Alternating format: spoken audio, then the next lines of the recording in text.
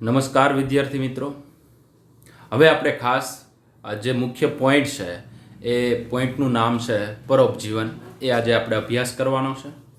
હવે જે આપણા લેક્ચર લેવાય છે મતલબ એ ચેપ્ટર છે સજીવ અને વસ્તી છે. એમની અંદર આપણે ખાસ જે આંતરક્રિયા છે મતલબ વસ્તી વચ્ચે જે આંતરક્રિયા, એક વસ્તી અને બીજી વસ્તી છે એમની વચ્ચે જે કંઈ પરસ્પર સંબંધો હોય એમની આપણે વાત કરી રહ્યા હતા.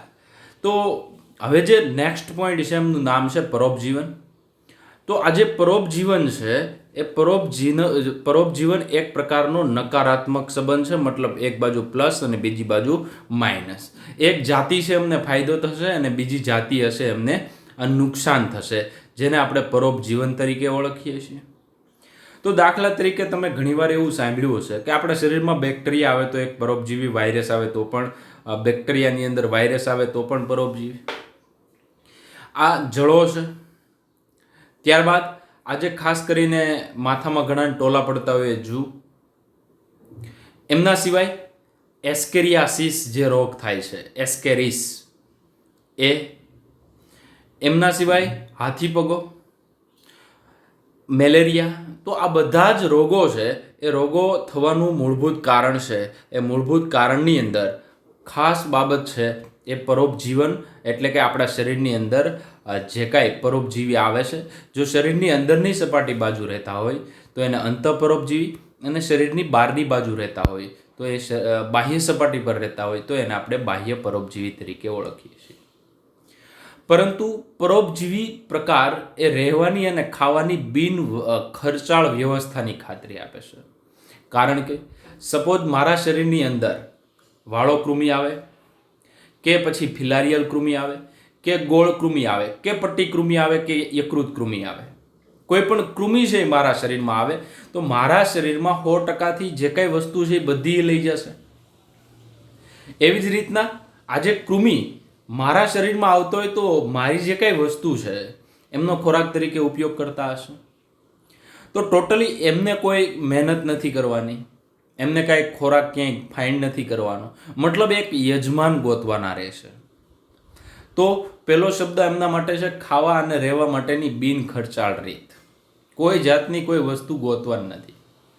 ત્યારબાદ આજે પરોપજીવન એ વનસ્પતિથી લઈ અને ઉચ્ચ કક્ષાના જે પૃષ્ઠવંશી છે, નાની નાની વનસ્પતિથી લઈ અથવા તો મોટી વનસ્પતિ છે એમની અંદર, અને ઉચ્ચ કક્ષાના જે પૃષ્ઠવંશી છે એ બધાના વર્ગીકરણીય સમૂહમાં વિકસિત થયું છે. બધા કોઈ પણ વર્ગીકરણનો તમે સમૂહ લઈ શકો કે સમુદાય લઈ શકો. સમૂહ લ્યો, સમુદાય લ્યો, વર્ગ લ્યો, બધાની અંદર ક્યાંક ને ક્યાંક પરોપજીવી છે.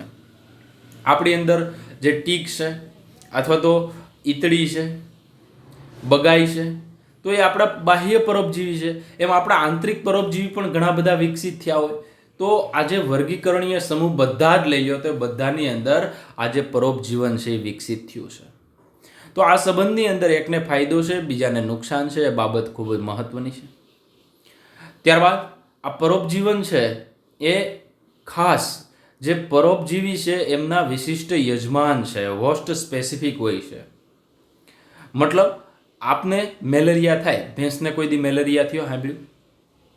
કારણ કે જે પ્લાઝ્મોડિયમ વાઇવેક્સ અને પ્લાઝ્મોડિયમ ફાલ્સીપેરમ છે આ બંને આપણા શરીરમાં જ છે. ખાસ એમના રિસેપ્ટર ધરાવતા હોય છે, ગ્રાહીઓ ધરાવતા હોય છે. એટલા માટે એ આપણા શરીરના, આપણે એમના યજમાન છીએ. તો યજમાન વિશિષ્ટ હોય છે. તો આ બાબત ખાસ યાદ રાખવા જેવી. એટલે પહેલું આપણે એવી કીધી ખાવા અને રહેવાની બિન ખર્ચાળ રીત. પછી આપણે કોની અંદર જોવા મળે તો વનસ્પતિથી લઈને પૃષ્ઠવંશીઓમાં જોવા મળે છે. ત્યારબાદ એમના પછી આગળની વાત કરીએ આપણે કે વિશિષ્ટ યજમાનની જરૂર પડે. ઘણીવાર એક જ યજમાન હોય, ઘણીવાર એક કરતાં વધારે યજમાન પણ હોય છે. દાખલા તરીકે મેલેરિયા છે, પ્લાઝ્મોડિયમ છે, તો એનો પહેલો યજમાન માનવ છે, બીજો યજમાન છે માદા એનોફિલિસ મચ્છર છે. તો યજમાન એક કરતાં વધારે પણ હોઈ શકે. તો પરોપજીવી કે જેવો યજમાન ફક્ત એક જ જાતિ પર પરોપજીવન ગુજારે છે. તો એ રીતના વિશિષ્ટ યજમાન છે. આ પ્રકારે યજમાન અને પરોપજીવી બંને ખાસ સાથે જ વિકસિત થાય છે. એટલે કે જો યજમાન એ પરોપજીવીનો અસ્વીકાર કરવો કે પ્રતિકાર કરવા માટેની ખાસ ક્રિયાવિધિ વિકસિત કરે છે. યજમાનના શરીરની અંદર નુકસાન થશે એટલે યજમાન એવી ક્રિયાવિધિ ડેવલપ કરશે કે આજે પરોપજીવી છે એમના શરીરમાં ન આવે, અને પરોપજીવી છે એવા પ્રકારની ક્રિયાવિધિ ડેવલપ કરશે કે જેથી એ યજમાનની અંદર જ રહે. તો બંને પરસ્પર ખાસ કરીને એકબીજા સાથે બંને વિકસિત થાય છે. તો એક જ યજમાન જાતિની સાથે સફળ થવા માટે પરોપજીવીએ આ ક્રિયાવિધિને નિષ્ફળ અથવા તો બિન અસરકારક કરવા માટે ઘણી બધી ક્રિયાવિધિ વિકસાવી પડતી હોય છે. તો માની લો કે હું એક યજમાન છું કોઈના માટેનો, પરોપજીવી માટેનો, તો આ પરોપજીવી મારા શરીરમાં ન આવે એના માટે મારા શરીરમાં કંઈક એવી ખાસ જેને કહી શકીએ ક્રિયાવિધિ, એ ક્રિયાવિધિ ડેવલપ થઈ હશે. એવી જ રીતના પરોપજીવીને મારા શરીરમાં રહેવા માટે અથવા તો આમે ક્રિયાવિધિ જે કાંઈ ડેવલપ કરેલી છે એને બિન અસરકારક અથવા તો નિષ્ફળ કરવા માટે પરોપજીવીએ કંઈક એવી સ્ટ્રેટેજી, એવી વ્યૂહરચના અથવા એવી ક્રિયાવિધિ બનાવી હશે જેમના કારણે એ આપણા શરીરમાં ટકી શકે અને રહેવા અને ખાસ કરીને ખાવા માટેની જે બિન ખર્ચાળ રીત છે એમનો ઉપયોગ કરી શકે. તો આ પરોપજીવનની સામાન્ય બાબત થઈ. હવે આપણે આગળ વાત કરીએ કે પરોપજીવી છે એની અંદર જે પરોપજીવી આ જે સેકન્ડ પોઈન્ટ છે, પહેલો પોઈન્ટ છે કોમન પોઈન્ટ હતો, એમાં 3 પોઈન્ટ યાદ રાખવાના મુખ્ય એ. ત્યારબાદ પરોપજીવન છે એ અલગ અલગ 9 પ્રકારની, એક વિચાર કરજો, અંદાજિત અલગ અલગ આવા 9 પ્રકારની એવી સિસ્ટમ એમણે ડેવલપ કરી છે અથવા તો એવા અનુકૂલનો વિકસિત કર્યા છે જેમના કારણે પરોપજીવી યજમાનમાં રહી શકે. તો પેલું અથવા તો પરોપજીવીની યજમાનમાં રહેવા માટેની વ્યૂહરચના કહી શકો અથવા તો અનુકૂલનો તરીકે પણ લખી શકો છો. આ બંને પ્રશ્ન છે એ પૂછાઈ શકે, કેમ કે અંદાજિત 8 થી 9 પોઈન્ટ તો તમે લખી શકો સરળતાથી. 3 માર્કમાં પણ પૂછાઈ શકે, 4 માર્કનો પ્રશ્ન પણ પૂછાઈ શકે, મતલબ 3 માર્કનો મિનિમમ આમાંથી પૂછાય એ પ્રમાણે. તો જરૂર ન હોય તેવા સંવેદી અંગોને ગુમાવી દેશે. પેલું, પરોપજીવી યજમાનમાં રહેવા માટે પેલું શું કામ કરે છે? તો કે પેલું કામ જરૂરી ન હોય તેવા સંવેદી અંગો છે એમને ગુમાવી દેશે અને યજમાન સાથે ચોંટીને રહેવા માટે કાં તો એમની પાસે હૂક હશે અને કાં તો ચૂષકની હાજરી હશે. ચૂષક એટલે મતલબ આમ ચોંટી જશે એકદમ, ત્યાંથી ઉખડશે નહીં, જે ખાસ કરીને જળામાં સારી રીતના તમે જોયું હશે. તો આજે ચૂષક પ્રકારની માછલીની અંદર જે આગળના ભાગે હતું એવા પ્રકારના ખાસ ચૂષક હશે જેમના કારણે એ યજમાન સાથે ચોંટી રહેશે. જળો એવી જ રીતના જે કાંઈ એમના સંવેદી અંગો હશે એ ગુમાવી દેશે. પાચન તંત્ર છે એમનો લોપ કરી દેશે. શા માટે પાચન તંત્રનો લોપ કરવાની જરૂર પડે? તો પાચન તંત્રનો લોપ કરવાની એટલા માટે એમને જરૂર પડી કે સીધો જે મટીરિયલ મળે એમાં ઉત્સર્ગ પદાર્થ ક્યાં મળે છે, અથવા તો એવી બધી કોઈ અઘરી વસ્તુ નથી આવતી કે જેમનું એમણે ઉત્સર્જન કરવું પડે, કચરો વધે. કેમ કે જે શરીરમાં મળશે એ સંપૂર્ણ રીતે પોષક, કેમ કે આપણા શરીરમાં એક તો પાચન થઈને જે કાંઈ દ્રવ્યો ગયા હશે એ સીધો જ એમનો ઉપયોગ કરી શકશે, એટલે એને કાંઈ પાચન કરવાની જરૂરિયાત પડતી નથી. એટલે પાચન તંત્ર છે એમનો લોપ રાખ્યો છે અને બીજાના શરીરમાં રહેવું છે એટલે ઉચ્ચ પ્રજનન ક્ષમતા પણ રાખી છે. તો પહેલાં સંવેદી અંગો ગુમાવી દીધા, એવા અંગો એણે વિકસિત કર્યા કે યજમાન સાથે ચોંટીને રહે અથવા તો એમના શરીરની અંદર પ્રવેશ કરી શકે. પાચન તંત્ર દૂર કરી દીધું અને પ્રજનન ક્ષમતા છે એ ઉચ્ચ પ્રકારની કરી દીધી, એટલે ઝડપથી એકમાંથી બે થઈ શકે. એમના સિવાય પરોપજીવીનું જે જીવન ચક્ર ઘણીવાર જટિલ હોય છે. જટિલ એટલા માટે કે એમને 2 પ્રકારના વાહકની જરૂર પડે. મેં તમને એક ઉદાહરણ આપ્યું મેલેરિયાનું. તો મેલેરિયા છે એમના 2 વાહક છે, એક આપણે છીએ અને બીજું માદા એનોફિલિસ મચ્છર છે. તો પરોપજીવીનું જે જીવન ચક્ર ઘણીવાર જટિલ હોય, જેમાં 1 કે 2 મધ્યસ્થ યજમાનો અથવા વાહકો સામેલ હોય. વાહક એટલે કે માદા એનોફિલિસ મચ્છર છે એ ક્યારેય મેલેરિયા નથી કરતું, એ મેલેરિયાના વાહક છે. મેલેરિયા ફેલાવે છે એક જગ્યાએથી બીજી જગ્યાએ, એટલા માટે વાહક છે. તો PBR 322 જેવી રીતના વિદેશી ડીએનએનું વહન કરતું હતું એવી રીતના મેલેરિયા છે. એ રોગ છે એ પ્લાઝ્મોડિયમ વાયવેક્સ, આ જે ખાસ પ્લાઝ્મોડિયમ વાયવેક્સ એ પ્રજીવની અંદર તમને ખબર હશે બીજાણુ સર્જનમાં આવતા હતા. તો આજે પ્લાઝ્મોડિયમ છે એ એમના વાહક કહીએ તો માદા એનોફિલિસ મચ્છર છે, જેને પ્રાથમિક યજમાન પરોપજીવીપણાને સુલભ બનાવે છે. મતલબ જે પહેલો પ્રાથમિક મૂળભૂત, કેમ કે આપણે પ્રાથમિક યજમાન છીએ, તો આપણે ખાસ જે પરોપજીવીપણું એમનું છે એમને અનુકૂળ બનાવીએ છીએ જેથી એમનું પરોપજીવન વ્યવસ્થિત ગુજરે. આ એક બાબત રહેશે. ત્યારબાદ બીજા બાબતની આપણે જો વાત કરીએ તો એમના ઉદાહરણની વાત કરીએ કે માનવનું જે યકૃત કૃમિ, આ યકૃત કૃમિ છે એમને લીવર ફ્યુગ તરીકે ઓળખવામાં આવે છે. એ ટ્રિમેટોડ પરોપજીવી છે. એનું તમને કદાચ ખબર હશે, એમનું વૈજ્ઞાનિક નામ ફેસિયોલા, તમે ભણી ચૂક્યા છો. તો આજે યકૃત કૃમિ છે એ કયા સમુદાયમાં સ્થાન પામે છે એ તમારે કોમેન્ટ મારવાની છે. બરોબર છે? અંગ્રેજી નામ સાથે ગુજરાતી બંને નામ તમારે કોમેન્ટ મારવાનું રહેશે. તો આજે માનવ યકૃત કૃમિ છે એ ખાસ કરીને ટ્રિમેટોડ પરોપજીવી, જેમનું જીવનચક્ર પૂર્ણ કરવા માટે 2 યજમાનની જરૂર પડે, ગોકળ ગાય અને બીજી માછલી. યકૃત કૃમિ એટલા માટે કહીએ છીએ કે જે યકૃતની અંદર જે પિત્તાશય આવેલું છે, તો યકૃતની અંદર 2 ખંડ હોય, જમણો ખંડ, ડાબો ખંડ. એમની જે પિત્તાશયની જે નળી છે, તો એ પિત્તાશયની જે પિત્ત નલિકા છે એમની અંદર ખાસ જીવે છે. યકૃતમાં રહેતા હોવાથી એને આપણે યકૃત કૃમિ તરીકે ઓળખીએ છીએ. એટલે ખાસ એવું ન માનતા કે યકૃત જેવો આકાર છે એટલે યકૃત કૃમિ કહીએ છીએ. ત્યારબાદ મેલેરિયા છે એ પરોપજીવન ખાસ કરીને બીજા યજમાન ફેલાવો કરે છે. તો તમને સારી રીતના ખબર હશે કે જે માદા એનોફિલિસ છે એ ફેલાવવા માટેનું એક વાહકનું કામ કરે છે. આપણે એમના યજમાન છીએ તો રિયલમાં 2 યજમાન થયા. કેમ કે એમની અંદર જે લિંગી પ્રજનનની જે ક્રિયાવિધિ છે એ મચ્છરમાં થાય છે અને અલિંગી પ્રજનનની ક્રિયાવિધિ છે એ મનુષ્યના દેહમાં પ્લાઝ્મોડિયમ કરતું હોય છે. તો મોટા ભાગના જે પરોપજીવી છે એ યજમાનને નુકસાન પહોંચાડે છે અને નુકસાન એ હદે પહોંચાડે, દાખલા તરીકે જેમની અંદર મેલેરિયા થયો હોય તો એમની ઉંમર વધી જવાની છે. તો નિસંદેહ શંકા વગર એવું કહી શકીએ કે આજે પરોપજીવી છે એ પરોપજીવી જે તે સજીવની અંદર આવે અને એમની ઉત્તરજીવિતા, ચિરંજીવિતા જે ઉંમર છે એ ઘટાડે છે. જે આયુષ્ય છે મતલબ એમને ઓછું કરે છે, વૃદ્ધિ પણ ઘટાડે છે અને પ્રજનનમાં પણ ઘટાડો આવે અને જેથી વસ્તી ગીચતા છે, નંબર ઓફ પોપ્યુલેશન છે એ ઘટશે. તો એક તો આગળ આપણે જોયું એમ કે સંવેદી અંગો ગુમાવે, પાચન તંત્ર છે એમની અંદર પણ ખાસ પાચન કરવાની જરૂર નથી એટલે પાચન અંગો પણ ગુમાવે. ચૂષક અથવા તો હૂક પ્રકારના જે કંઈ અંગો છે એ વિકસિત કરે છે. એક કરતાં વધારે યજમાન છે તો એક યજમાનનો વાહક તરીકે ઉપયોગ કરે, જેમની અંદર 2 ઉદાહરણ તમારે આપવાના છે. એક યકૃત કૃમિ છે, યકૃત કૃમિના યજમાન છે ગોકળ ગાય અને માછલી છે, મનુષ્ય પણ. ત્યારબાદ જે મોટાભાગના જે પરોપજીવી છે એ પરોપજીવી શું કરે છે, કાર્ય શું કરે છે, સારું કામ કરે, ખરાબ કામ કરે? તો ખરાબ કામ કરે કેમ કે એમને ફાયદો થાય છે. આપણે એમના યજમાન હોય તો આપણને નુકસાન થાય છે, એટલા માટે આ સંબંધનું નામ પરોપજીવન રાખ્યું, જે નકારાત્મક પ્રકારનો સંબંધ કહી શકાય. તો મોટાભાગના જે પરોપજીવીઓ છે એ યજમાનને નુકસાન એટલા હદે પહોંચાડે કે વૃદ્ધિ પણ અટકી જાય, જે ચિરંજીવિતા છે, ઉત્તરજીવિતા છે એ પણ ટૂંકી થઈ જાય.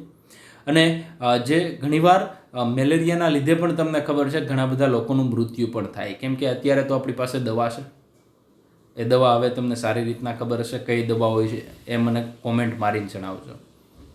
કેમ કે એ દવા છે એ વચ્ચે કોરોનામાં પણ એમનો ઉપયોગ કરતા હતા એટલા માટે પૂછું. તેઓ યજમાનને શારીરિક રીતે કમજોર બનાવે છે. કેમ કે જેને મેલેરિયા, જે તાવ આવ્યો હોય તમને ખબર, જેને હાથી પગો થયો હોય, જેના શરીરમાં કરમિયા હોય એમને ખબર હોય કે રિયલમાં શરીરને કમજોર બનાવે છે અને પરભક્ષણ માટે અસુરક્ષિત બનાવે છે. મતલબ એ બીજાનો ખોરાક તરીકે ઉપયોગ ન કરી શકે એવું કરી દે છે. તો રિયલમાં આજે પરોપજીવનની અંદર ખાસ આ એક પ્રકારની સ્ટ્રેટેજી છે. મતલબ સ્ટ્રેટેજી એટલે કે એવા અનુકૂલનો બનાવ્યા છે કે જે યજમાનની અંદર સરળતાથી રહી શકે.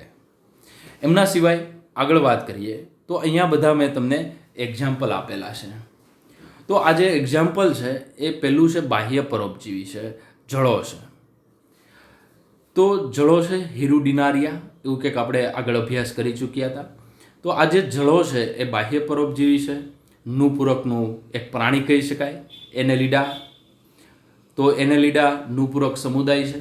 શરીર છે એ સમખંડતા દર્શાવે છે, એમની પણ વાત કરી હતી. તો આગળ એ ચૂષક પ્રકારના, ખાસ અહીંયા ચૂષક પ્રકાર હશે જેમના કારણે એ આપણી ત્વચા સાથે ચોંટી જાય છે અને એમનો સદુપયોગ જે ખાસ કરીને ચામડીના રોગો હોય છે એમની અંદર કરે છે. ત્યારબાદ આજે બીજું એક્ઝામ્પલ છે, એ બીજું એક્ઝામ્પલ છે એમની અંદર એ અને બી આપ્યા છે. તો એ અને બી છે એ રિયલમાં પટ્ટીકૃમિ છે, ચપટાકૃમિ છે. તો આ પ્લેનેરિયા અને પટ્ટીકૃમિ છે. તો આ બંને ચપટાકૃમિની અંદર સમાવેશ કરતા હતા, કેમ કે વક્ષ અને પૃષ્ઠ બંને બાજુથી ચપટા હોય છે. અને આગળની બાજુએ મૂળધા મતલબ એવું અંગ આવેલું છે જેમના કારણે આપણા શરીર સાથે ચોંટી જાય છે. અને સાઈડમાં તમે જો તો સાઈડમાં એમની સાઈડમાં અહીંયા તમે જોઈ શકો છો તો અહીંયા ખાસ હૂક ઇન્ટુ હોર, બે ચક્ર ત્યાં એવા હોય છે, ત્યાં હૂક પણ છે. સાઈડમાં ચૂષક પણ છે, મતલબ હૂક પણ છે. હૂક છે મતલબ આગળ પિન જેવો પોઈન્ટ છે, અને પ્લસ ચૂષક પણ છે. તો આ એમનું મુખની રચના છે. તો આ જે રચના છે તો એ ઉપરનો ભાગ છે એમને આપણે સ્કોલેક્સ મૂળધા તરીકે ઓળખીએ છીએ. તો વિદ્યાર્થી મિત્રો, આજે મેઇન પોઈન્ટ થયો કે આ બંને પ્રકાર ધરાવે છે જેના કારણે યજમાનની અંદર દાખલ થવામાં એમને સરળતા રહેશે. ત્યારબાદ બીજા પોઈન્ટની વાત કરીએ તો લીવર ફ્લૂક છે. તો લીવર ફ્લૂક છે અને આપણે ફેસિયોલા તરીકે ઓળખીએ, મેં તમને હમણાં વાત કરી હતી. તો એમની અંદર આગળના ભાગે તમને સક્કર દેખાય. સક્કર એટલે એક પ્રકારનું ચૂષક છે. ચૂષકની મદદથી એ ચોંટી જાય છે. ત્યારબાદ એમની પાછળ પોસ્ટિરિયર સક્કર પણ સાઈડની અંદર જે સાઈડમાં આપણે કહી શકીએ કે ચૂષક ધરાવે છે. આ એમના શરીરની ટોટલી રચના છે. પણ એક્સિટરી ડક પણ ધરાવે છે, ઓવેરી પણ છે, પેનિસ પણ છે, યોક પણ છે. આ બધી જ વસ્તુ મતલબ બંને વસ્તુ ઓવેરી અને ટેસ્ટિસ છે બંને એમની અંદર ધરાવે છે. આ એવા પ્રકારનું પ્રાણી છે. ત્યારબાદ આપણે આગળ વાત કરીએ તો એમના જીવનચક્રની વાત કરીએ તો તમને બે વાત કરી હતી, એક તો ગોકળગાય છે અને બીજું માછલી છે.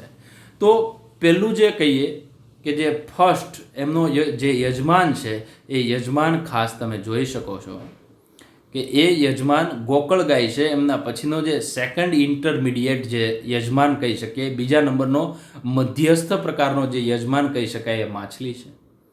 માછલી દ્વારા એ ખાસ કરીને જે પ્રાથમિક યજમાન છે મનુષ્ય છે. મનુષ્યના મુખ દ્વારા આ જે કૃમિ છે, મેં તમને હમણાં જ વાત કરી, લીવર ફ્લૂક છે, ફેસિયોલા છે. તો ફેસિયોલા એ મુખ દ્વારા પાચન માર્ગમાં જાય, પાચન માર્ગની અંદર લીવરમાં જાય અને ખાસ કરીને આ જે પિત્તાશય છે એ પિત્તાશયની અંદર એ વિકાસ પામે છે. અને અગેની પાચન માર્ગમાં ભળી અને પાણીમાં જાય, ત્યાંથી ગોકળગાય પાસે, ગોકળગાય પાસેથી પાછું માછલી પાસે.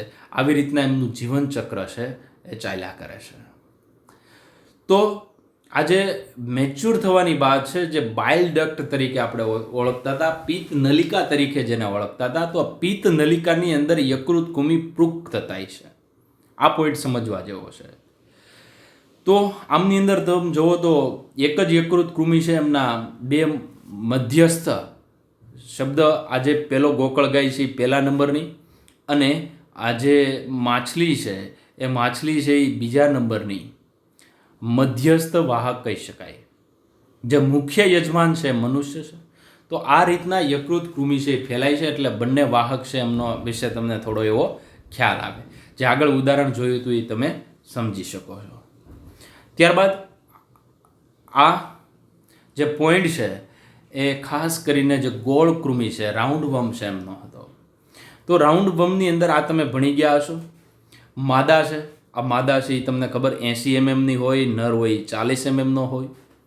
નર છે એ નીચેથી થોડો વળેલો હોય છે. તો આ તમને ખબર છે આપણા શરીરના ખાસ ગોળ કૃમિ છે, એસ્કેરિયાસિસ. તો આ જે એસ્કેરિયાસિસ છે, એસ્કેરિયાસિસનો મતલબ થાય કરમિયા. તો આ જે કરમિયા છે એ પરોપજીવી છે, અંતઃપરોપજીવી છે. આપણા શરીરની અંદર ખાસ પાચન માર્ગની અંદર એસ્કેરિયાસિસ નામનો રોગ કરે છે. તો આ એસ્કેરિયાસિસ એ ચેપ્ટર નંબર 8 છે, માનવ સ્વાસ્થ્ય અને રોગો છે, એમની અંદર આમના વિશે વાત કરેલી છે. જ્યારે આપણે ભણશું ત્યારે આમના વિશે ડિટેલમાં વાત કરશું. ત્યારબાદ એમના પછી તમને ખ્યાલ આવશે કે પ્લેનેરિયા છે. તો અહીંયા જે તમને દેખાય છે પ્લેનેરિયા છે. પ્લેનેરિયાની અંદર જે નર્વસ સિસ્ટમ છે એ ચેતા જાલિકા સ્વરૂપે જોવા મળે, એનો આપણે અભ્યાસ આગળ કર્યો હતો. અને આ પણ એક પ્રકારનું આપણા શરીરનું અંતઃપરોપજીવી છે. તો અંતઃપરોપજીવી તો ઘણા બધા પ્રકારના હોય છે. તો આ અંતઃપરોપજીવીની આપણે સામાન્ય બાબતની વાત કરી. હવે આપણે પરોપજીવી છે એમના બે પ્રકારની વાત કરવાની છે. એક તો બાહ્ય પરોપજીવી અને બીજા અંતઃપરોપજીવી. તો પહેલો પ્રકાર છે એ આ બધાને તમે જોયા હશે, બરોબર છે. પેલું ટીક છે, માથામાં જવું પડે એ છે, ચાંચડ છે, પાછું ટીક છે, ઈતળી છે, આ પણ ઈતળી છે, આ પણ ઈતળી છે. તો આ જે ઈતળી છે, બગાઈ છે, માથામાં પડતા ટોલા છે, તો આ બધી બાબત છે એ આપણા શરીરની બહારની સપાટીએ સાથે ચોંટી જાય છે અને ત્યાં રહે છે. એટલા માટે બાહ્ય પરોપજીવી તરીકે ઓળખાય છે. બીજી બાબત કે આ જે બાહ્ય પરોપજીવી છે એ તમે જોઈ શકો છો કે આ જે માછલી છે તો એની ઉપરના આ જે બાહ્ય પરોપજીવી છે, અને આ જે વનસ્પતિ છે તો એમના પણ જે પીળા કલરની જે વેલ દેખાય છે, આ જે તમને પીળા કલરની આ જે વેલ દેખાય એ બધી જ પીળા કલરની વેલ છે એ પરોપજીવી છે. તો એવું નથી હોતું કે આપણે જે મનુષ્ય છે એમના જ પરોપજીવી હોય અને એમના જ બાહ્ય પરોપજીવી હોય. વનસ્પતિના પણ બાહ્ય પરોપજીવી હોય. એવી જ રીતના કોઈ પણ પ્રાણી છે, કૂતરા છે, તો એમના પણ બાહ્ય પરોપજીવી હોય. તમને ઘરે ખબર હશે, ખાસ કરીને જે ભેંસ હોય, ગાય હોય, એમની સાથે પણ આવા બાહ્ય પરોપજીવી ચોટેલા હોય. ઘણાના વાળની અંદર, માથાની અંદર પણ બાહ્ય પરોપજીવી હોય છે. તો આવા વનસ્પતિ હોય, માછલી હોય કે પછી મનુષ્ય જેવા પ્રાણીઓ હોય, બધાની અંદર આવા બાહ્ય પરોપજીવી જોવા મળે છે. તો યજમાન સજીવની બાહ્ય સપાટી પર આહાર પૂર્તિ માટે આધાર રાખતા હોય એવા પરોપજીવીને આપણે એક્ટોપેરાસાઇટ તરીકે ઓળખીએ અથવા તો બાહ્ય પરોપજીવી તરીકે ઓળખીએ છીએ. તો આમના પ્રસિદ્ધ ઉદાહરણની અંદર આપ્યું છે. આ હવે તમે સમજી શકો છો મનુષ્ય પરના. આવા જ પણ કૂતરા પરની જે ટીક છે, આ જે લાઈસ છે, તો લાઈસ એન્ડ ટીક્સ, તો આ બંને છે એ પ્રસિદ્ધ ઉદાહરણ છે. ત્યારબાદ મેં તમને હમણાં ઉદાહરણ આપ્યું કે આ જે માછલી છે, તો આ માછલી ઉપર અહીંયા જે ચોટેલા છે એ ખાસ કરીને અરિત્રપાદ કોપેપોડ્સ તરીકે ઓળખાય છે. તો સમુદ્રની અંદર જે માછલી રહી છે એક પ્રકારના કોપેપોડ છે, અરિત્રપાદ છે. તો આ કોપેપોડ માછલીની ઉપર રહેતા હોય છે. જે સમુદ્રની માછલી છે એની ઉપરના તમે જોઈ શકો તો આ જે બધા છે એ કોપેપોડ છે. અથવા તો અહીંયા તમે માછલી છે તો માછલીની બહારની બાજુએ ઘણા બધા પરોપજીવી તમને દેખાય છે. તો આ બાહ્ય પરોપજીવી થયું. એવી જ રીતના જે અમરવેલ છે, અમરવેલ વિશે આપણે આગળ અભ્યાસ કરી ચૂક્યા છીએ. તો અમરવેલ એ કસકટા છે. તો આ જે કસકટા છે, અહીંયા બંને નામ યાદ રાખવા જરૂરી છે. એનું અંગ્રેજી નામ પણ યાદ રાખવું અને ગુજરાતી નામ પણ યાદ રાખવું. તો અમરવેલ છે, કસકટા છે, એક પરોપજીવી વનસ્પતિ છે જે સામાન્ય વાડ ઉગતી હોય છે એમના પર વૃદ્ધિ કરે છે. હવે ઉદવિકાસ દરમિયાન, જે ઉદવિકાસની ક્રિયા દરમિયાન આ જે કસકટા છે, અમરવેલ છે, એણે હરિતદ્રવ્ય અને પર્ણોજી સંપૂર્ણપણે ગુમાવી દીધા છે. એટલે પ્રકાશ સંશ્લેષણ કરતું નથી, જેથી એમને પોષણ માટે બીજી વનસ્પતિ પર આધાર રાખવો પડે છે. એમાંય ખાસ કરીને જે વાડ હોય છે એમની વનસ્પતિ પર આધાર રાખે અને પોતાનું જે પરોપજીવન છે એ ગુજારે છે. માદા મચ્છર છે એ પોતે પરોપજીવી માનવામાં આવતા નથી, તો એના માટે ખાસ કરીને પ્રજનન માટે લોહીની જરૂર પડે છે, પરંતુ એને આપણે પરોપજીવી કહી શકતા નથી, કેમ કે એમનું પરોપજીવન છે એ રિયલમાં plasmodium vivax, plasmodium malariae, plasmodium falciparum છે. તો શોર્ટ ક્વેશ્ચન માટે યાદ રાખજો કે અમરવેલ છે એ સંપૂર્ણ પરોપજીવી છે. આમના સિવાયના ઘણા બધા પરોપજીવનના ઉદાહરણ છે. તો આ જે પરોપજીવી છે, પરોપજીવીની અંદર વાંદો નામની વનસ્પતિ છે એમનો પણ સમાવેશ થાય છે. અમરવેલ છે એમનો પણ સમાવેશ થાય, પણ અમરવેલ છે એ સંપૂર્ણ પરોપજીવી આપણે કહી શકીએ. તો આ પરોપજીવી બાહ્ય પરોપજીવીના ઉદાહરણ છે. ત્યારબાદ આપણે વાત કરીએ અંતઃપરોપજીવી. તો અંતઃપરોપજીવી છે. હવે બાહ્ય પરોપજીવીની વિરુદ્ધમાં અંતઃપરોપજીવી છે એ સજીવના વિવિધ સ્થાનો જે શરીરની અંદરના છે, દાખલા તરીકે યકૃતમાં યકૃત કુમી રહેશે, ઘણા એવા બધા છે તો મૂત્રપિંડમાં રહેશે, ખાસ કરીને જે ફિલારિયલ વર્મ છે, ફિલારિયાસિસ, એલિફન્ટિયાસિસ, હાથીપગો કરે છે. તો એ હાથીપગો કરનારું છે એ ખાસ તમને ખબર છે લસિકા અંગોમાં રહી છે. એવી જ રીતના ફેફસા છે તો એની અંદર પણ ઘણા કૃમિ રહી શકે, અને રુધિર કોષો છે, આરબીસી છે, એમની અંદર પ્લાઝ્મોડિયમ રહી છે. તો આજે બધા જ છે એક પ્રકારના અંતઃપરોપજીવી છે. તો આ જે અંતઃપરોપજીવી છે અત્યંત વિશિષ્ટકરણ પામેલા હોય છે. એમની પાસે મતલબ જે સ્પેશિયલાઇઝેશન હોય છે એ વધારે પ્રમાણમાં હોય છે, એટલા માટે શરીરની અંદર દાખલ થઈ શકે. અને જે એમનું જીવનચક્ર છે એ ખૂબ જટિલ પ્રકારનું હોય છે, કારણ કે શરીરની અંદર રહી અને ક્રિયા કરતા હોય છે. અને બાહ્યાકાર અને અંતસ્થ રચનાના લક્ષણો અત્યાધિક સરળ છે, છતાં તેમની પ્રજનન શક્તિ છે એ પાવરફુલ હોય છે. તો આજે બાબતની વાત કરીએ તો અંતઃપરોપજીવી છે એ બાહ્ય પરોપજીવીની સાપેક્ષ છે. બાહ્ય પરોપજીવી અને અંતઃપરોપજીવી બંનેના આપણે ઉદાહરણ જોઈએ તો બંને પ્રમાણે જોવા જઈએ તો જે અંતઃપરોપજીવી છે એકદમ વિશિષ્ટકરણ પામેલા છે. કઈ બાબત ઉપર? તો કે જીવનચક્ર છે એ ખૂબ જટિલ છે, બાહ્યાકાર રચના અને અંતસ્થ રચના છે એ એકદમ સરળ છે, અને આ પ્રજનન જે ક્ષમતા છે એ ખૂબ જ વધારે પ્રકારની ધરાવે છે, જેમના કારણે ઝડપથી શરીરની અંદર બહુગુણન પામી શકે. તો અહીંયા જે એન્ડોપેરાસાઇટ છે તો એન્ડોપેરાસાઇટની અંદર એક્ઝામ્પલમાં જોઈએ તો ચપટા કૃમિ, ગોળ કૃમિ, પટ્ટી કૃમિ આવે, યકૃત કૃમિ આવે, હૂકવર્મ આવે. તો આવા ઘણા બધા જે વર્મ છે, જેને આપણે ખાસ વર્મ એટલે કીડા જેવો શબ્દ વાપરી શકાય. તો આ જે કીડા છે એ શરીરની અંદર આપણને ઘણું બધું નુકસાન કરી શકે, આપણા શરીરની અંદર રહી અને નુકસાન કરે છે, જેથી આપણે એમને અંતઃપરોપજીવી તરીકે ઓળખીએ છીએ. તો ઉદાહરણની અંદર અહીંયા તમે જોઈ શકો છો, પેલું ટેપવર્મ છે. તો આ ટેપવર્મ એટલે કે પટ્ટી કૃમિ છે, ટેનિયા. ટેપવર્મ છે, એમનું સાયન્ટિફિક નામ છે ટેનિયા. ત્યારબાદ પ્લાઝ્મોડિયમ વાઇવેક્સ છે, જે આરબીસી છે એમની અંદર જ રહે છે. અને યાદ રાખજો કે આ જે આરબીસીની અંદર જે હિમોગ્લોબિન છે, હિમોગ્લોબિનમાંથી હિમ અને જોઈન, તો હિમ પ્લસ જોઈન છે. આ જે હિમ પ્લસ ગ્લોબિન, તો હિમોગ્લોબિન છે એનું હિમ પ્લસ ગ્લોબિન, હિમમાંથી હિમોજોઈન બનાવે છે, અને હિમોજોઈન છે આપણા શરીર માટે ઝેરી હોય છે, અને ગ્લોબિન જે પ્રોટીન છે એમનો ખોરાક તરીકે એ ઉપયોગ કરે છે. તમને ખબર છે હિમોજોઈન છે એમના કારણે ખાસ આપણા શરીરને નુકસાનકારક અસર થતી હોય છે. જે મેલેરિયા રોગની અંદર જે આપણને 2-3 દિવસે જે ઠંડી લાગતી હોય છે, એક સાથે આવા ઘણા બધા એમના બીજાણુ આપણા શરીરમાંથી છૂટા પડે છે અને ઠંડી લાગે. તો એ જે પોઈન્ટની બાબત છે એ આપણે માનવ સ્વાસ્થ્ય અને રોગો છે એમની અંદર અભ્યાસ કરવાનો. ટેપવર્મ છે એ પ્રાણી સૃષ્ટિની અંદર, ટેનિયા છે એમનો આપણે અભ્યાસ કરી ચૂક્યા છીએ. એમના સિવાયના ઘણા બધા જે પરોપજીવી છે એ આપણા શરીરની અંદર પાચન તંત્રની અંદર જોવા મળે.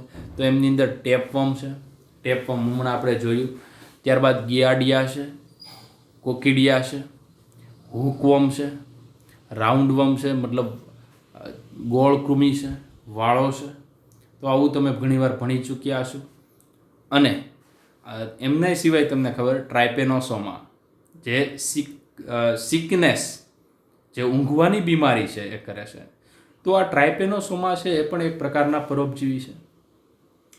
તો આ પરોપજીવનની આપણે 2 પ્રકારની વાત કરી. એક તો પહેલાં સામાન્ય પરોપજીવનની વાત કરી. સામાન્ય પરોપજીવનની જે વાત કરી એમના બાદ હવે આપણે વાત કરી બાહ્ય પરોપજીવી, અંતઃપરોપજીવી. એમના સિવાય એક અંડ પરોપજીવન છે, ભ્રૂણ માટેનું પરોપજીવન છે. તો એને આપણે બ્રૂડ પેરાસિટિઝમ તરીકે ઓળખીએ છીએ. તો પક્ષીઓમાં આવું અંડ પરોપજીવન છે એ જોવા મળે છે. અને એક રસપ્રદ ઉદાહરણ છે જે તમે સારી રીતના જાણો છો કે ખાસ કરીને જે કોયલ છે, એ કોયલ કાગડાનો માળો હોય છે તો એમની અંદર ઈંડા મૂકી આવતી હોય છે. તો આવું એક પક્ષી નહીં, આવી તો ઘણી બધી પક્ષીઓની જાતિ છે જેમની અંદર એક અંડ પરોપજીવન જોવા મળે, મતલબ ભ્રૂણ પરોપજીવન તરીકે પણ આપણે ઓળખી શકીએ. તો આજે પક્ષીઓમાં જે અંડ પરોપજીવન જોવા મળે છે એ પરોપજીવનનું રસપ્રદ ઉદાહરણ એટલે બાહ્ય પરોપજીવી, અંતઃપરોપજીવી, પરોપજીવીના અનુકૂલનો અને અંડ પરોપજીવન, આવા 4 મુખ્ય પોઈન્ટ છે. એમની અંદરના પોઈન્ટ તમે યાદ રાખશો એટલે પરોપજીવન છે એ તમને આવડી જશે. હવે જેમાં પરોપજીવી પોતાના ઈંડા છે તેમના યજમાનમાં માળામાં મૂકે અને યજમાની ઈંડાને સેવવા દે છે. તો કાગડો અને કોયલ છે એમની અંદર કોણ યજમાન થયું અને કોણ પરોપજીવી થયું? તો કે કોયલ પરોપજીવી છે અને કાગડો છે એ ખાસ યજમાન છે. તો વિદ્યાર્થી મિત્રો, તમે નાના હતા ત્યારે તમને ખબર હશે, તમે વાર્તામાં ઘણીવાર બોલતા તો એક ચતુર કાગડો હતો. તો કાગડો રિયલમાં ચતુર નથી, નહીંતર યજમાન તરીકે યોગ્ય ન કહી શકાય. તો અત્યારે હાલના કેસની અંદર આપણે જે અંડપરોપજીવનની અભ્યાસ કરીએ તો અંડપરોપજીવન છે એ અંડપરોપજીવનની અંદર ખાસ યાદ રાખજો કે ઈંડા કોઈ બીજા મૂકી જાય છે અને બીજા એમને ઉછેર કરે છે, મોટા કરે છે. તો અહીંયા આકૃતિમાં પણ તમને બહુ ક્લિયરિટી સાથે સમજાયું કે પરોપજીવીના ઈંડા શા માટે કોયલ છે એ કાગડાના જે માળો છે એમની અંદર ઈંડા મૂકી આવે છે. તો અહીંયા મેં તમને ઘણા બધા એક્ઝામ્પલ દ્વારા જે સમજાવ્યું છે કે માની લો કે આ જોઈ શકો છો, આ 3 ઈંડા છે, 1, 2 ને 3 દેખાવમાં સરખા છે, મતલબ યજમાનના છે માની લો. અને જે બાકીનું જે ઈંડું છે આ લાસ્ટ એ બહારથી વિદેશી આવેલા પરોપજીવીનું છે. તો એમનો આકાર અને કદ છે અને રંગ છે. તો આકાર, કદ અને રંગ આ ત્રણેય બાબતની અંદર સમાનતા છે. એટલે જે યજમાન છે એ યજમાન છે પરોપજીવીના ઈંડાને ઓળખી શકતો નથી. બીજી બાબત, બીજું ઉદાહરણ જો, આ વોશના છે અને આ 3 છે એ બહારથી મૂકી જાય, બધું હરખું હોય એવું લાગે છે. તો આમાં યજમાન છે એટલા માટે મૂંઝાઈ જાય છે. આ બાબતમાં પણ જોઈ શકો તમે, આ અને આ બંને ખાસ યજમાનના છે અને આ બહારથી મૂકેલું ઈંડું છે. એવી જ રીતના આ જે બહારથી યજમાનનું છે અને આ બહારથી 2, તો ક્યાંક ને ક્યાંક સમાનતા હોય એવું જોવા મળે છે. અહીંયા પણ આ બાબતની અંદર આકાર, કદ અને થોડી ઘણી જે રંગ ક્ષમતા છે સમાન છે. આ બાબત પણ તમને સ્પષ્ટ દેખાય, અહીંયા પણ તમને સ્પષ્ટ દેખાય. તો બધી બાબતની અંદર ઈંડા બધા છે એની અંદર તમે જોઈ શકો છો કે જે ઈંડા પરોપજીવી યજમાનની અંદર મૂકવા આવે છે. તો આ જે ઈંડા છે એ ઈંડા સમાન રંગ અને કદ અને આકાર ધરાવતા હોય છે, જેથી યજમાનને ખબર પડતી નથી કે આ પોતાનું ઈંડું છે કે બીજાનું ઈંડું છે. દાખલા તરીકે કોયલ છે એ કાગડાના માળામાં જે ઈંડા મૂકવા જાય છે, તો આ જે ઈંડા અંદર મૂકી તો આવશે, પરંતુ કાગડાને કેમ ખબર નથી પડતી આ કોયલનું ઈંડું છે? કારણ કે જે કોયલનું ઈંડું હશે એમનો કદ, આકાર, રંગ છે એ બધું જ કાગડાના ઈંડા સાથે, યજમાનના ઈંડા સાથે મેચ થતું હશે. એટલા માટે કાગડાને ખબર પડશે નહીં. તો વિદ્યાર્થી મિત્રો, કાગડો છે એક તો ચતુર પક્ષી છે. ચતુર પક્ષી હોવા છતાં એ યજમાન તરીકેનું કામ કરે છે. મનુષ્ય પણ ઘણો બધો ચતુર છે, એમ છતાં ઘણા બધા અંતઃપરોપજીવી છે એ જીવે છે. તો આજે ઉદ્વિકાસ પ્રક્રિયા દરમિયાન પરોપજીવીના ઈંડા કદ, રંગમાં યજમાન સાથેના જે ઈંડા છે એમને મળતા આવે છે અને યજમાન ઈંડાની સાથે તે વિકસિત થઈ જાય. તો યજમાન પક્ષી દ્વારા વિજાતીય ઈંડાને શોધી કાઢવાની અને માળામાંથી તેમને નીકળી જવા માટેની તક ઓછી થઈ જશે. મતલબ આ એક પ્રકારનું બીજા એમના ઈંડા છે, મતલબ ઈંડા છે એટલે અંડ, એમની અંદર ભ્રૂણ છે, એમનું વિકાસ કરે છે યજમાન. એટલા માટે આમનું નામ આપ્યું છે અંડપરોપજીવન. તો ઉદાહરણ તરીકે તમે વસંત ઋતુમાં કોયલની ગતિવિધિ તમે જુઓ, એ કાગડાની પાછળ ફરતી હશે. આપને એમ થાય કાગડો ને કોયલને બાંધવાન થતું હશે, એ બાંધવાન નથી થતું, પણ રિયલમાં કોયલ છે એ કાગડો કઈ જગ્યાએ માળો બનાવે છે એ શોધતી હોય છે. તો આવું ઘણીવાર તમે જોયું હશે અને વિચાર્યું પણ હશે. તો રિયલમાં આ જે બાબત છે એ એમનો ટાર્ગેટ પોઈન્ટ છે, અથવા તો એમની વ્યૂહરચના કહી શકીએ, અનુકૂલન કહી શકીએ. તો અહીંયા એક પિક્ચર છે, એમની અંદર તમને વધારે ખ્યાલ આવશે. આ કાગડો છે અને આ જોઈએ કોયલ છે. તો કોયલનું બચ્ચું મતલબ જ્યાં સુધી ઉડે નહીં ત્યાં સુધી, મતલબ જે કોયલે ઈંડા મૂક્યા હશે એમાંથી જે ભ્રૂણ બની ગયું, ભ્રૂણમાંથી હવે જ્યાં સુધી એને પાંખું નહીં આવે ત્યાં સુધી કાગડો એને પાલન પોષણ કર્યા કરશે. એટલા માટે શબ્દ વાપર્યો છે અંડપરોપજીવન, ભ્રૂણ પરોપજીવન, બ્રૂડ પેરાસિટિઝમ. તો ઈંડા તો સેવવામાં મદદ કરે છે, આ કામ તો કરે છે, ભેગું એ પુખ્ત ન થાય, મતલબ ઉડવા ન મળે ત્યાં સુધીનું બધું કામ છે એ કાગડો કરી દેશે અને કોયલના બચ્ચા આવી રીતના મોટા થાય છે. તો કાગડાના પણ બચ્ચા. અને બીજી બાબત, ઘણીવાર તમે એવું સાંભળ્યું હશે, અને આ જે પક્ષી છે કોયલ છે એમની સ્ટ્રેટેજી પણ પાવરફુલ હોય છે. કોયલ છે, સપોઝ માની લો કાગડાએ એમના માળામાં 3 ઈંડા મૂક્યા છે, કોયલ ત્યાં જાય છે, ઈંડા મૂકવાની ગણતરી છે. તો આવી જો ગણતરી એમની હોય તો મતલબ 3 ઈંડા છે તો ત્યાં જઈને મૂકીએ તો 4 થાય. 4 થાય તો કદાચ કાગડાને ખ્યાલ આવી શકે, એટલે એક ઈંડું માળામાંથી નીચે ફેંકી દેશે, 3 ના 3 રહેશે. તો આવા પ્રકારની જે વ્યૂહરચના છે એ વ્યૂહરચના ખાસ કરીને પરોપજીવી છે એમણે વિકસિત કરેલી હોય. અને આવું તો ઘણી બધી જે પક્ષીઓની જે જાતિ છે એમની અંદર આવું અંડ પરોપજીવન એટલે કે બ્રૂડ પેરાસિટિઝમ છે એ જોવા મળે છે. તો અહીંયા પણ એવું જ ઉદાહરણ છે. મતલબ આ કોયલ છે, કોયલ ઉપર ટપકા તમને દેખાય છે, બાકીના 3 બચ્ચા છે એ કાગડાના છે. તો આ એક પ્રકારનું અંડ પરોપજીવીના ઉદાહરણ આપણે કહી શકીએ. ત્યારબાદ નકારાત્મક સંબંધો છે એમની અંદર પરોપજીવીના એક ઉદાહરણ જોઈએ. જે અત્યાર સુધીની જે તમને બાબતની વાત કરી કે આમ તો પ્રતિજીવન છે અમેન્સાલિઝમ, તો અમેન્સાલિઝમ અને શોષણ એ બંને નકારાત્મક છે. એમની અંદર પરોપજીવીની આપણે વાત કરી. તો પરોપજીવીની અત્યાર સુધીની વાત કરીએ ઉપર આવી જાય છે. આપણા માટે જે મહત્વનું છે એમના ઉદાહરણ છે. તો બાહ્ય પરોપજીવી શરીરની બહાર, તો એમની અંદર એક્ટોઝુઓ પેરાસાઇટ પણ કહી શકીએ અને એક્ટોફાઇટો. તો એક્ટોફાઇટો અને એક્ટોઝુઓ તો ખાસ કરીને એક પ્રાણી અને બીજું વનસ્પતિ. ફાઇટો એટલે કે વનસ્પતિ, જુઓ એટલે કે પ્રાણી. તો પ્રાણી ઉપરના જે પરોપજીવી છે એને એક્ટોઝુઓ પેરાસાઇટ તરીકે ઓળખવામાં આવે અને વનસ્પતિની બહારની બાજુ રહેતા હોય તો એને એક્ટોફાઇટો પેરાસાઇટ તરીકે ઓળખીએ. તો એક્ટોઝુઓ પેરાસાઇટ છે એમની અંદર ઢોર ઉપર જળો જોવા મળે, કૂતરા ઉપર ચાંચડ જોવા મળે, દરિયાઈ માછલી ઉપર અસ્થિપાદ, મેં તમને હમણાં વાત કરી કોપેપોડ્સ, જૂ છે, આ બધા એમના ઉદાહરણ છે. એવી રીતના જે એક્ટોફાઇટો પેરાસાઇટ છે એમની અંદર કીટક, લાક કીટક છે એ છે. ત્યારબાદ કપાસ ઉપર માખણ જોવા મળે છે, એમ્ફિડ છે, આ બધા એક્ટોફાઇટો પેરાસાઇટ છે. એવા અંતઃપરોપજીવીની વાત કરીએ તો પટ્ટીકૃમિ છે, ટેનિયા છે, એસ્કેરિસ છે, એન્ટામોઇબા હિસ્ટોલાઇટિકા છે, તો એ મનુષ્યના આંતરડામાં રહે છે આ બધા. અને પ્લાઝ્મોડિયમ છે એ પ્લાઝ્મોડિયમ આપણા આરબીસીમાં રહે છે, જે ઉપર મેં તમને બધી જ વાત કરી દીધી છે. હવે આ પોઈન્ટ છે એ અતિ મહત્વનો છે.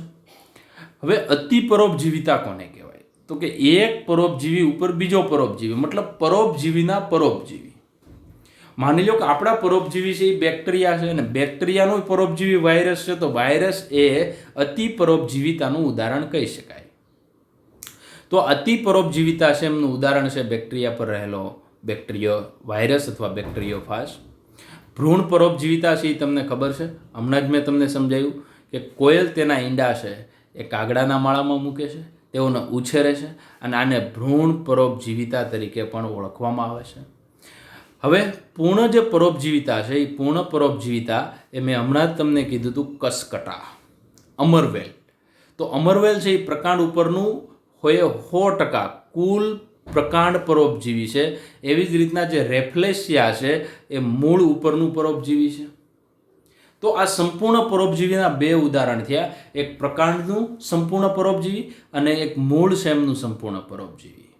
તો આ જે પ્રકાંડ છે એ પ્રકાંડ ઉપર રહેતું એવું અમરવેલ છે અને મૂળ ઉપર પરોપજીવન ગુજારતું હોય તો એવું રેફ્લેશિયા છે. અર્થ પરોપજીવિતા ખાસ કરીને અંશતઃ પરોપજીવી તરીકે કામ કરે છે. તો આ જે વિસ્કમ છે, વિસ્કમનો મતલબ થાય વાંદો. તો આ શોર્ટ ક્વેશ્ચન માટે આ 2 વસ્તુ અમરવેલ અને વાંદો છે એ ખાસ યાદ રાખવું. અમરવેલ છે એ સંપૂર્ણ પરોપજીવી, કસકટા સંપૂર્ણ પરોપજીવી છે અને વાંદો એટલે કે વિસ્કમ છે એ અપૂર્ણ પરોપજીવી છે, જે ઓક નામની વનસ્પતિ છે એમના પર જીવે છે. અને જે લોરેન્થસ છે એ લોરેન્થસ છે એ કેરી પર ગુજારે છે જીવન, પરંતુ અંશત પ્રકારના પરોપજીવી એટલે કે સંપૂર્ણ પરોપજીવી નથી, અપૂર્ણ પ્રકારના પરોપજીવી છે. ત્યારબાદ આર્કેથોબિયમ નામનો જે પરોપજીવી છે એ સૌથી નાનામાં નાનો પરોપજીવી છે. આ જે ઇન્ફોર્મેશન છે એ એક્સ્ટ્રા છે, નીટ માટેની છે. ત્યારબાદ જે આપણે નેક્સ્ટ એક્ઝામ્પલ જોવાનું છે એમનું નામ છે સહભોજિતા, કમેન્સાલિઝમ. કમેન્સાલિઝમનો મતલબ એવો થાય એક જાતિને લાભ થાય, એક જાતિ છે એમને લાભ થાય, બીજી જાતિને કોઈ પણ પ્રકારનો નુકસાન પણ નથી અને ફાયદો નથી. એટલે જે સંબંધ છે એ પ્લસ અને શૂન્યનો છે. એકને ફાયદો છે અને બીજાને કોઈ જાતનો ફાયદોય નથી અને નુકસાન પણ નથી. તો આમના તમારે 4 થી 5 ઉદાહરણ છે એ તમારે યાદ રાખવાના છે. તો પહેલું ઉદાહરણ છે આંબાની ડાળી પર. પહેલું એમનું ઉદાહરણ છે કે આંબાની જે ડાળી છે, આ આંબાની ડાળી છે. તો આજે આંબાની ડાળી ઉપર જે આ વનસ્પતિ રહી છે, એ આંબા ઉપર રહી છે. આંબાને કોઈ ફાયદો નથી, આંબાને કોઈ નુકસાન નથી, પણ વનસ્પતિના સૂર્યપ્રકાશ સરળતાથી મળી રહેશે. એ એમનો ફાયદો છે. રહેઠાણ મળે છે, તો એ બીજો ફાયદો છે. તો આ વનસ્પતિ છે એમને ફાયદો છે, પરંતુ આ જે આંબો છે, જે ઓર્કિડ વનસ્પતિ છે, તો પહેલું ઉદાહરણ છે આંબાની ડાળી પર પરરોહી. પરરોહી એટલે એપીફાઇટ શબ્દ યાદ રાખો. તો આજે આંબાની ડાળી પર પરરોહી રહે છે, જે ઓર્કિડ છે, એ ઓર્કિડને ખાસ ફાયદો એ છે, રહેઠાણ મળે છે. અને આંબાની ડાળ પરરોહી તરીકેનું કામ કરે છે, તો એમને કોઈ ફાયદોય નથી. અને આંબાની ડાળી છે એ યજમાન તરીકે કામ કરે, અથવા તો જે જીરોનો સંબંધ છે એ દર્શાવે. તો આંબાના ડાળીનો સંબંધ થયો એ શૂન્ય થયો, અને ઓર્કિડનો સંબંધ થયો પ્લસ. તો પ્લસ અને શૂન્ય. તો એક વનસ્પતિ ઉપર આવી બીજી વનસ્પતિ રહેતી હોય તો આપણે એમને એપીફાઇટ તરીકે, પરરોહી વનસ્પતિ તરીકે ઓળખીએ. તો ઓર્કિડ એ પરરોહી વનસ્પતિનું ઉદાહરણ છે. આવી જ રીતના અહીંયા જે બીજું ઉદાહરણ છે, તો આ તમે જોઈ શકો છો, વ્હેલ માછલી છે. તો આ વ્હેલ માછલી એમનો સસ્તનમાં સમાવેશ થાય છે. તો વ્હેલ માછલી ઉપર આજે તમને બધા અહીંયા ટપકા દેખાય છે. તો આ ટપકા છે એ બધા જ બાર્નેકલ છે. તો આ બાર્નેકલ છે એ વ્હેલ માછલી ઉપર રહે તો વ્હેલ માછલીને કોઈ ફાયદો પણ નથી ને કોઈ નુકસાન પણ નથી. પરંતુ આજે એક જગ્યાએથી બીજી જગ્યાએ જવા માટે, ખોરાક ફાઇન્ડ કરવા માટે આજે બાર્નેકલ છે એમને સરળતા રહેશે. તો આ બીજો સંબંધ થયો કે વ્હેલ માછલી છે એમની પીઠ પર વસવાટ કરતા જે બાર્નેકલ છે એમને ફાયદો થાય છે, જ્યારે આંબાના વૃક્ષ કે વ્હેલને એમનાથી કોઈ પણ પ્રકારનો ફાયદો નથી. મતલબ આજે ઉદાહરણ કહીએ તો એ ઉદાહરણ જે સહભોજિતા છે, કમેન્સાલિઝમ છે, એના શરૂઆતના 2 ઉદાહરણ છે. આગળ એમના સિવાયના બીજા 2 ઉદાહરણની વાત કરીએ તો આવું તમે ઘણીવાર જોયું હશે. તો આવી રીતના આજે ભેંસ છે કે ખેડૂત છે એ ખેતી કરતો હોય, તો આજે ખેતી કરતો હોય ત્યારે જે ખેડ કરતો હોય, ત્યારે ખેડ કરતા હોય ને, જે ખાસ કરીને હળ છે કે એવું કંઈ હાંકતા હોય, તો એ હાંકતા જશે અને પાછળ છે એ જમીનમાંથી, અથવા તો જ્યારે કોઈ વૃક્ષ હશે મતલબ, અથવા તો જે કાંઈ બીજી વનસ્પતિ છે એ હલશે, તો એમના ઉપર જે કીટકો બેઠા છે એ બગલાને સરળતાથી મળી રહેશે. તો બગલાને ખોરાક મળી જશે, પરંતુ આગળ જે પશુ ચાલ્યું જાય છે એમને કોઈ ફાયદોય નથી, એમને કોઈ નુકસાન નથી. બાકી બગલાને સામાન્ય રીતે આજે કીટકોને શોધવામાં મુશ્કેલી પડશે. તો અહીંયા ઉદાહરણમાં એક બગલો એટલે કે ઇગ્રેટ અને ચારણ કરતા જે પશુઓ છે એ નજીકથી એકબીજાના ગાઢ સહવાસમાં રહે છે. તમે કૃષિવાળા ગ્રામીણ વિસ્તારમાં રહો છો તો તમને ખબર હશે, આ સહભોજિતાનું ઉત્તમ ઉદાહરણ તમને જોઈ શકશો. જ્યારે પશુઓ ચરે છે ત્યારે તેમની આસપાસ બગલો છે ખોરાકની પ્રાપ્તિ માટે રહે છે. કારણ કે જ્યારે પશુઓ ચાલે છે ત્યારે ઝાડ પાન છે એ હલાવે છે, અને એ જે કીટકો બહાર ઉડે છે એ કીટકો છે એ બગલા દ્વારા ખવાય છે, અને બગલો છે એ ખાસ કરીને ખોરાક મેળવે છે. પરંતુ બગલો સામાન્ય રીતે આવી રીતના કોઈ વનસ્પતિની આજુબાજુમાં કીટકો શોધવા હોય તો એના માટે થોડું મુશ્કેલ છે. તો બગલાને આજે ફાયદો છે, અને ભેંસ અથવા તો આવા જે પશુઓ છે એમને ફાયદો પણ નથી, નુકસાન પણ નથી. તો ભેંસ અને પશુઓ છે એમના માટે શૂન્ય લાગુ પડશે, અને આ જે બગલો છે એમના માટે પ્લસ, એટલે શૂન્ય અને પ્લસનો સંબંધ છે, જેને આપણે સહભોજિતા, કમેન્સાલિઝમ તરીકે ઓળખીએ છીએ. એમના સિવાય ઉદાહરણની વાત કરીએ તો આ જે સમુદ્ર ફૂલ છે, પહેલી આકૃતિ છે એ સમુદ્ર ફૂલ છે, સી એનિમોન તરીકે આપણે ઓળખીએ છીએ. અને આ જે માછલી છે એ ક્લોવન માછલી છે, રંગબેરંગી પ્રકારની અને રંગ બદલતી હોય એવી માછલી છે. તો આજે ક્લોવન માછલી અને આ સમુદ્ર ફૂલ. તો સમુદ્ર ફૂલ આપણે સમુદાય આગળમાં ભણી ગયા છીએ કે સમુદ્ર ફૂલ છે એ સમુદ્ર ફૂલની ઉપરની બાજુએ ડંખાગીકા હોય છે, મતલબ ડંખ મારતા કોષો હાજર હોય છે. નિડારિયા યાદ હશે, નિડોસાઇટ, આવા શબ્દો આપણે વાપરેલા છે. તો નિડારિયા હોય, નિડોસાઇટ હોય, ડંખાગીકા હોય, મતલબ એમના જે ડંખ કોષો ધરાવે છે. ત્યારે આ જે ક્લોવન માછલી છે એમની અંદર જતી રહી છે, એમને કાંઈ આ સમુદ્ર ફૂલ કરતું નથી. મતલબ આ જે સમુદ્ર ફૂલ છે એમની વચ્ચે તમે જોઈ શકો છો ક્લોવન માછલી દેખાય છે. તો બીજા સજીવોથી ક્લોવન માછલી છે એમને રક્ષણ મળે, પરંતુ ક્લોવન માછલી સમુદ્ર ફૂલની અંદર રહેશે તો સમુદ્ર ફૂલને કોઈ ફાયદો પણ નથી, કોઈ નુકસાન પણ નથી. ક્લોવન માછલી છે એમના જે શિકારીઓ છે એમનાથી બચવા માટે ખાસ એ સમુદ્ર ફૂલનો સહારો લે છે. તો આવું જે સહભોજિતા છે એમનું જે વેલ નોન એક્ઝામ્પલ કહીએ તો સમુદ્ર ફૂલ જે ડંખાગિકા એવા જે ડંખ સૂત્રાંગો છે એ ધરાવે છે. તો આ બધા જે ફરતી બાજુ તમને અહીંયા દેખાય છે એ ફરતી બાજુના ડંખ સૂત્રાંગો છે. તથા તેમની વચ્ચે રંગ બદલતી ક્લોવન માછલી છે એનું પારસ્પરિક ક્રિયા છે.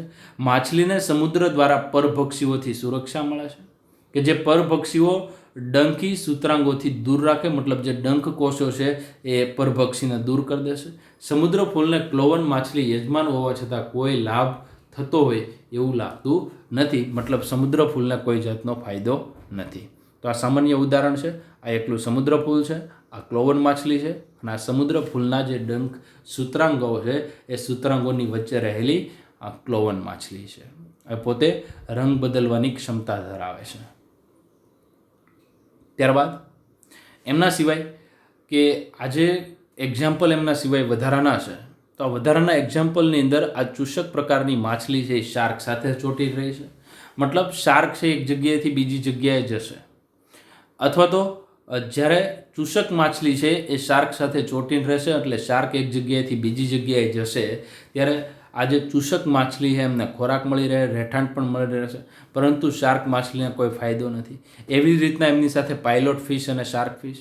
ઇકોલાઈ આપણા શરીરમાં રહી છે, મનુષ્યના આંતરડામાં રહી છે, આપણને કોઈ ફાયદો નથી. ઇકોલાઈ જે બેક્ટેરિયા છે, કેમ કે ઇસેરિશિયા કોલાઈ શબ્દ છે એ કોલોન ઉપરથી આવેલો છે. ત્યારબાદ ક્લાઉન ફિશ અને સમુદ્ર ફૂલ જે હમણાં જ જોયું, બાર્નેકલ અને વેલ હમણાં જ જોયું, ઢોર પર નભતા પક્ષી અને ઢોર છે એ પણ હમણાં જ આપણે અભ્યાસ કર્યો. એમના સિવાયનું જે પ્રોટો કોમ્પિટિશન છે એમની અને સહપરોપકારિતા છે એમની આપણે નેક્સ્ટ લેક્ચરમાં વાત કરી. અત્યારે ખાસ કરીને એક પ્રકારના વનસ્પતિ અથવા બીજા પ્રાણીઓ પર આધારિત હોય એવા પ્રાણીઓને આપણે એપિઝોમ્સ તરીકે ઓળખીએ છીએ. તો વિદ્યાર્થી મિત્રો, અહીંયા આપણે જે ખાસ બાબતની વાત કરી એ સહભોજિતા છે, મતલબ કમેન્સાલિઝમ છે. એકને ફાયદો છે અને બીજાને કોઈ ફાયદો અથવા તો નુકસાન નથી. તો ખાસ વિદ્યાર્થી મિત્રો, આજે સરળ પરોપજીવન અને સહભોજિતા છે એ થોડું સરળ છે. એમને સરળતાથી તમારે ઘણીવાર વાંચવાનો કંટાળો આવે તો એકાદ વાર વિડીયો જોઈ લેવાનો, એ બાને તમારે રિવિઝન થઈ જાય કે આવું આપણે ભણ્યા હતા. કેમ કે આવું રિવિઝન 5 થી 7 વાર થશે ત્યારે જ તમે આમની અંદર નિપુણતા મેળવી શકશો. એટલે થાય તો તમારી પાસે જો ટાઈમ હોય ને કદાચ એવો ટોપિક તમને ફેવરેટ લાગતો હોય તો એ ટોપિક છે એ તમારે આ વિડીયો જોઈ અને રિવિઝન કરી લેવાય. આવું પણ થઈ શકે. ઘણીવાર વાંચીને પણ રિવિઝન થાય, ઘણીવાર વિડીયો જોઈને પણ રિવિઝન થાય, કેમ કે આ વારંવાર તમે રિપીટ કરી શકો છો. અને થાય તો એક એવો પણ પ્રયત્ન કરજો કે જાતે તમે MCQ મેક્સિમમ સોલ્વ કરો, કેમ કે આ બાબત છે એ તમને આગળ લઈ જશે. કેમ કે MCQ સોલ્વ કર્યા વગર તો નીટ જેવી પરીક્ષા છે એ કેમ આપી શકાય. તો મહત્તમ રીતે તમે MCQ સોલ્વ કરો. ઘણીવાર થિયરી યાદ રાખી અને MCQ સોલ્વ કરશો તો તમને મહત્તમ ફાયદો મળશે. તો આવું કંઈક સ્ટ્રેટેજી છે એમનો ઉપયોગ કરો. Thank you very much.